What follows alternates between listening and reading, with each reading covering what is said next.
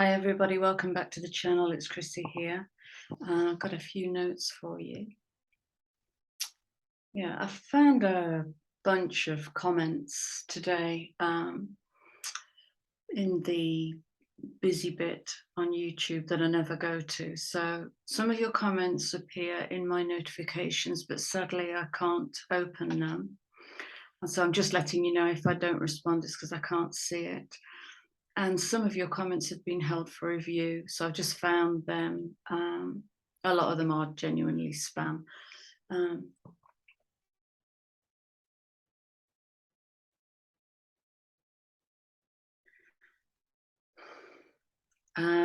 I want to bring that. I'm in a really weird energy today. Like I have so much to tell you and nothing, and both are true. So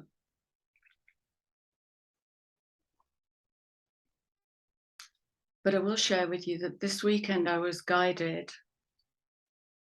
I was given a key, a word, which took me to a journal entry from 2020 where, and I quote, I read this sentence. This is what I wrote in my journal. In May 2020, and Venus will pull us into the cave of our own hearts.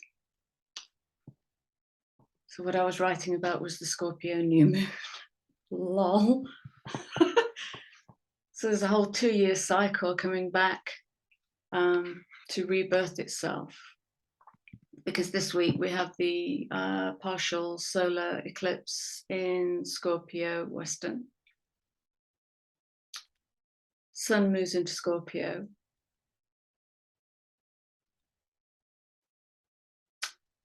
And that Venus point at the weekend.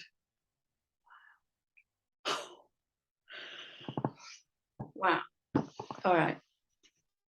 So I've just kind of, I feel vacant and busy. It's the weirdest energy.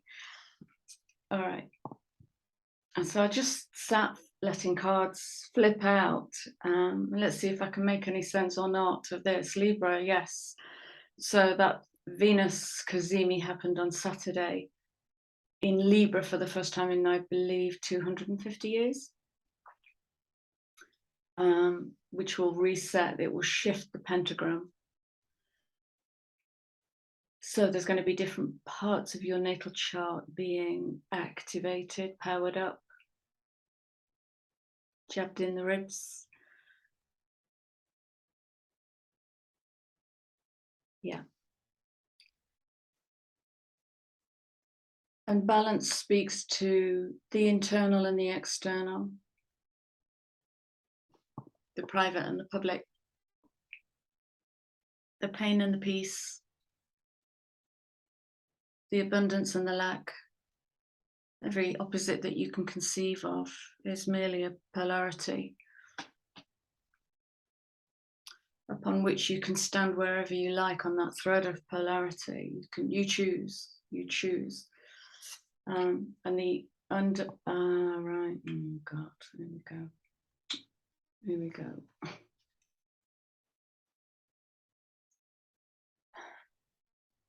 I wanted it to be a quick one.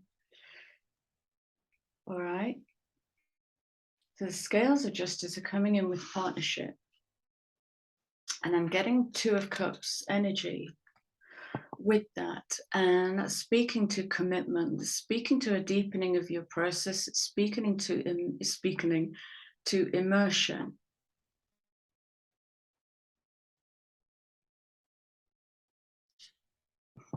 And as I pull these underlying cards off, I believe there is a Mars-Neptune opposition. So all the energy of Mars saying, I'm just going to slow down a bit so you can grab this wand and create with it. And Neptune going, you're not really going to know what to do.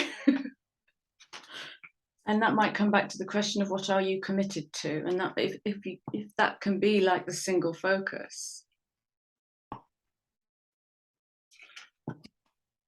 Okay.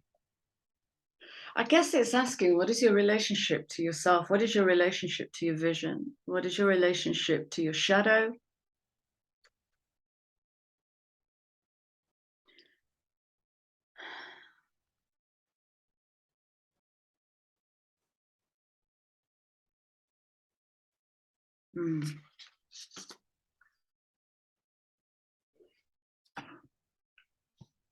This is communication again, isn't it? It's communication again. All right, and we have the moon.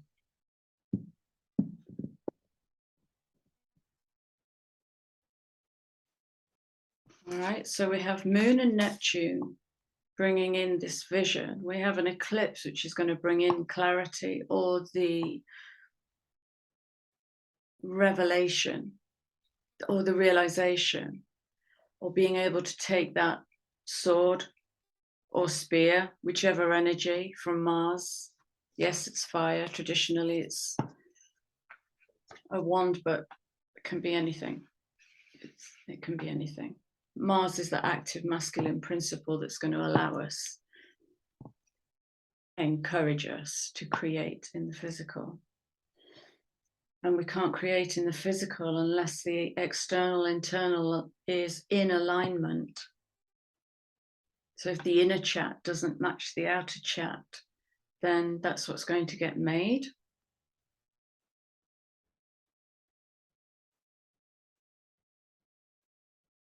And Scorpio is about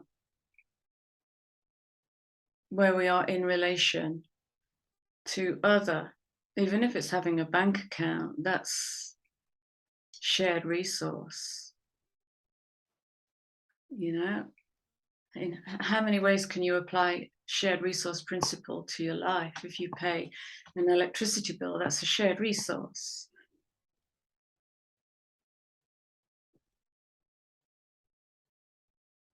This is interesting. And go to the shaman deck, and the council have come in. So I go straight to the galactic decks. So I think this reading starts in the here now. And then I think it goes up, because what that's bringing in is the Akash, which is writing and rewriting your book of life, your record. What is this energy?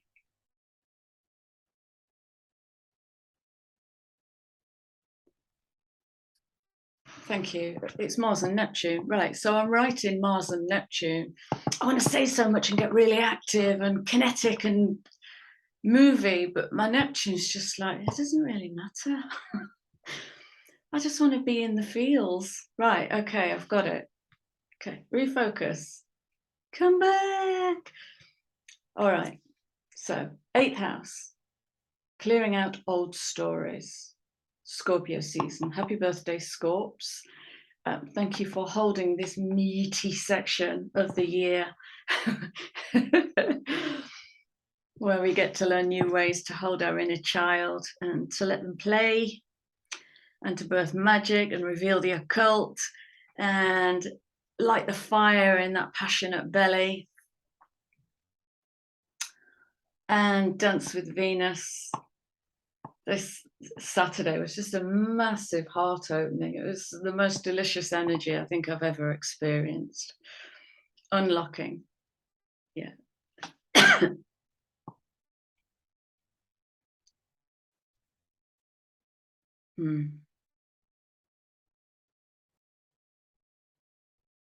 And again, this is speaking to partnership. All right. Because we have the active masculine. Sorry. Yeah. And the receptive feminine. Yeah. 6 is the number of the grail. It is the balancing of the masculine and the feminine. And sacral chakra is your cauldron, is your magician's table. Is sensual creativity, like you can feel it. It isn't a thinking, logical left brain process of creating in straight lines. It's sensual, it moves, it's organic. And in this energy, some days it will be active and responsive and will create something. And some days it'll feel Neptunian, and I don't know the length of time of this square or opposition, Mars-Neptune. But yeah, it's an odd energy. It's an odd energy. So we've got communication. Commitment. What is my commitment to self? Might be a useful question. I don't know where my deck of cards is.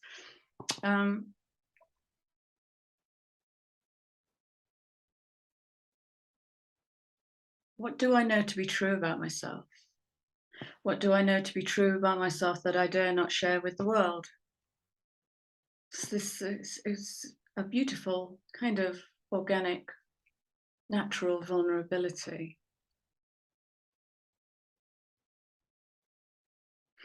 It feels like little ones starting school. We're all trying to get a feel and a measure for one another on that first day.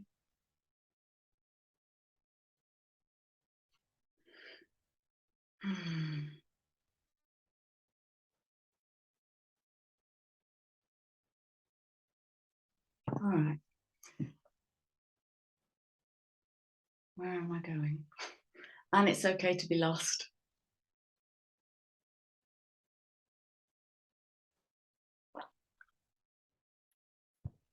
That's a good idea. If we speak to Mars and Neptune in terms of archetypes, so Mars archetypes, who are you? Let's just have 2, 3 Mars archetypes.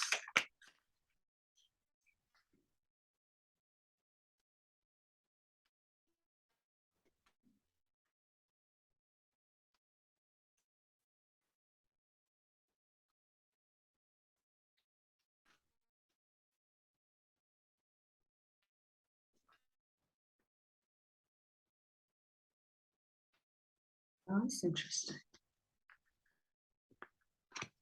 Okay, is this a conversation? Is there a third one here?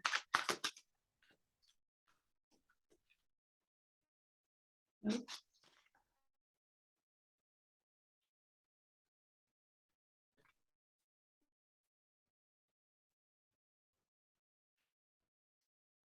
Look amongst yourselves.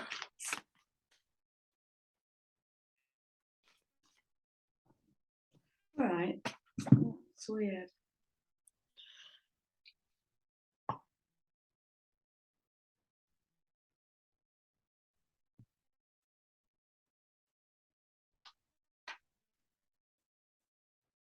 This is interesting. All right. So Mars archetypes, that these are forming a story, and it's like a conversation. And the first one out is hedonist. I've got Venus coming in here, and it's like a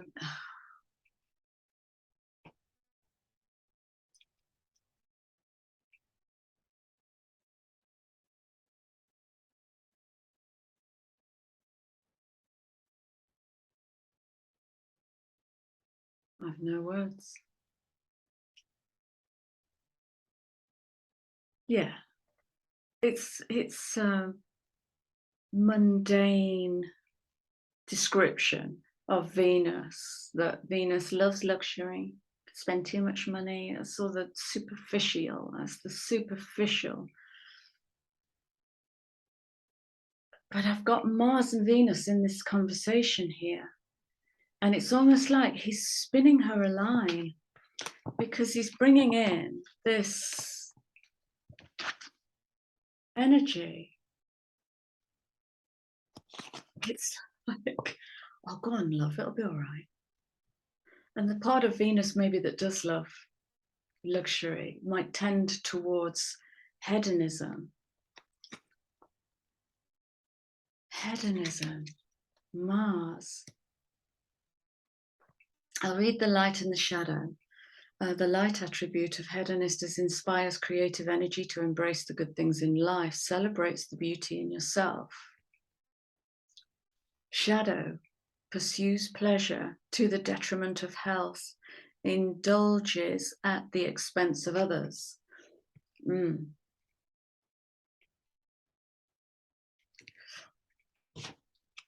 Which might be applied to the 1% of the 1%. That's the Machiavellianism, isn't it? I do, you capitulate.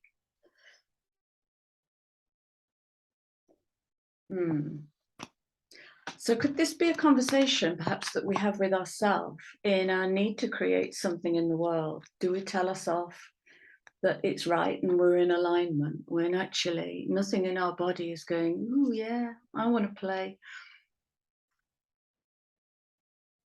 And is there another conversation that goes on where the body is going, oh, there's energy here, and the mind is listening, and the heart is aligning the two, but then the trickster comes in. It's like, oh, that's so different from who I am. I don't bring that. So in comes Juno to say, partner with it, and partner with the fear, and bring the whole lot together into a new blancmange. Okay. Neptune, speak to me. How do you show up as an archetype? Neptune, how do you show up as an archetype?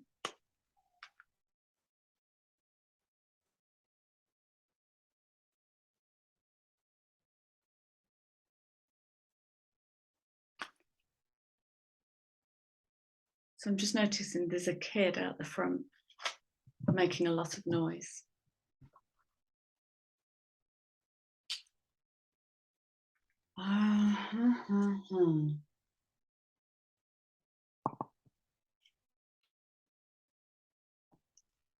This energy is weird. All right, I'm bringing this all in. So, Neptune, the Samaritan.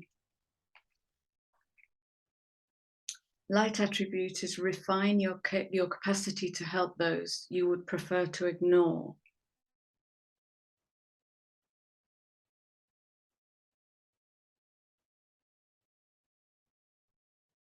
Shadow, expecting appreciation and recognition for the help you offer.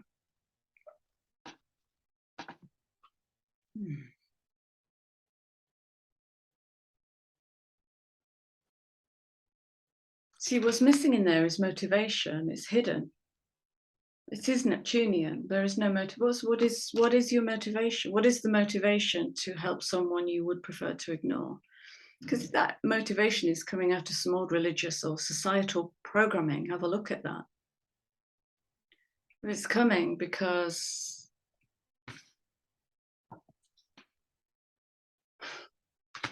your heart is like, boom, I'm going towards that. Okay. Student, humility and devotion to knowledge. Okay, so I've got the priestess coming in now, and that might open us to lifelong learning. And during that learning curve, there's going to be periods of fog where you can't quite see your way through. But what that's going to do is that's going to sharpen up your intuitive skills to really sit and go deeper within. Scorpio, go deeper and deeper and deeper within. Shadow student, arrogance in the pursuit of destructive knowledge. Well, might be Martian actually. Unwillingness to translate knowledge into action. So yeah, I mean, that could be Neptunian, is inability maybe to translate knowledge into action because of the fogginess. So Samaritan student. Vampire god. Could put those two words together in a sentence, could I? So, God. Benevolence and compassion, recognizing the eternal force within yourself and others.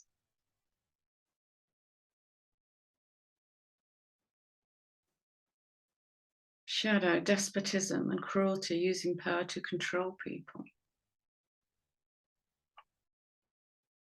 I'm not feeling that. That doesn't strike me as true relative to Venus, to Neptune. Neptune, vampire. Is that about not seeing where somebody, right, that's where you give energy. So sometimes in that Neptunian sea or Neptunian fog, you might not quite catch yourself that you're giving energy to something that will not feed you in any way, will not enrich you in any way, not even in the giving of it.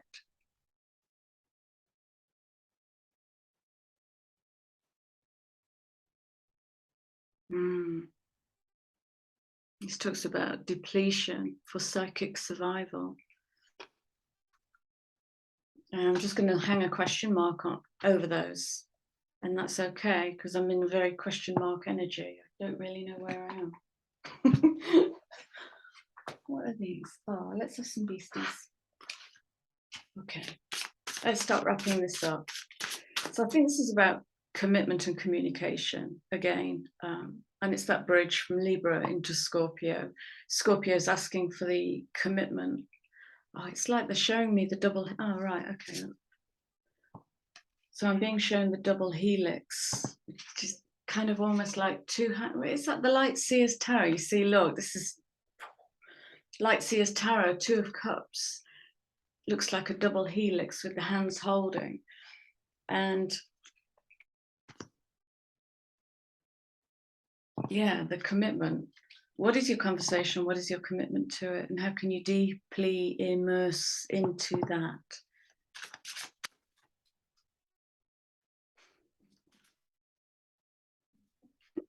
I have no idea what I'm doing today. This is weird. Talk about page energy. I might just be a bit of a Muppet student for a while, guys. Let's see what births here. This is a weird energy. I'm going to take that one and that one and that one.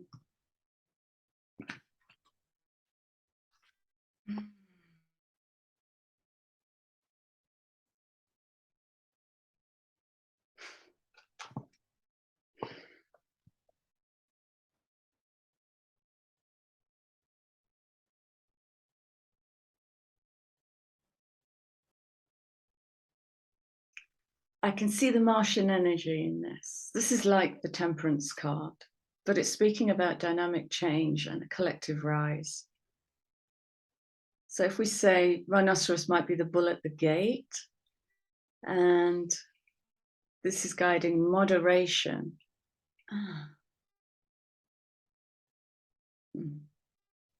That might be today's energy, actually, or this Mars-Neptune energy. It's about moderation, about which way do I lean? Do I lean into the Mars? Do I lean into the Neptune? Or do I try and bring them together and maybe put them together in a room and see what happens energetically? Okay, so moderation. And, you know, as we head into Scorpio season, and to reiterate, Venus will pull us into the cave of our own heart. And for sure, there's a big collective rise going on at the moment. As we build to, there's a total eclipse coming up in November.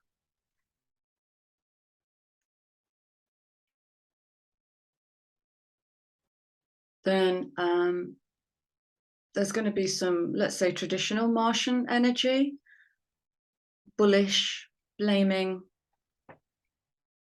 all that stuff that's never worked in the past, that will never work in the now. And you might get met with some of that. So moderation, even if that just looks like 3 really good slow breaths. Take time, take time. Moderation will allow wisdom.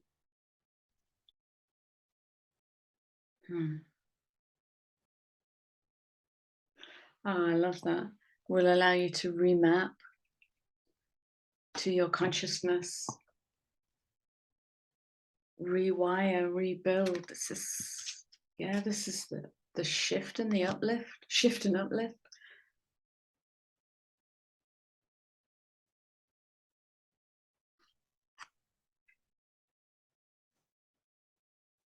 How do I want to be in this? That's the question I get. If you're standing in front of a bull running at you, or if you become the bull running at something else because you're feeling very something about something, taking that moment. What is this? Where am I in this? Who am I in? What am I in this? Where's my motivation? What do I want to achieve in this? To rebuild.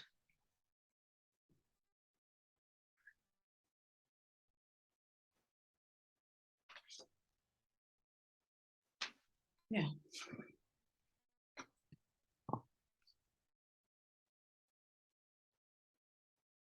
It doesn't matter how young or old you are. It's okay to change. You always change. Keep trying new things out.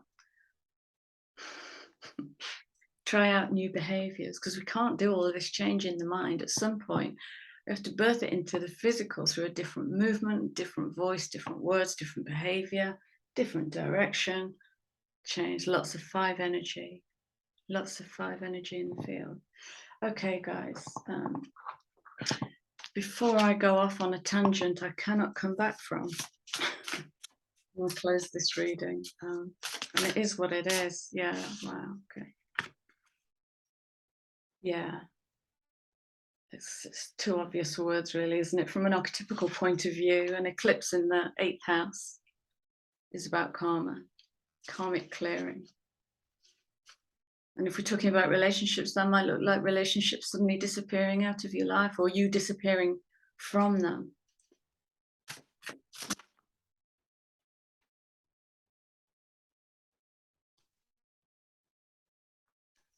Okay. We've had these two. I'm sure we've had these two.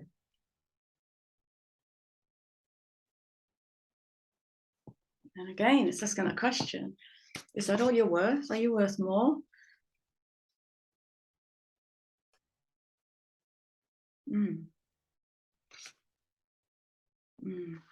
Guidance, tuning in. It's tuning in. Worth is active. That's almost kind of passive and active energy. You only ever have your North Star. There's always someone to tell you what to do and which direction to go in, but actually, cumulatively, that can only be disempowering. So the guidance is to go within. And sail around in your own deep waters.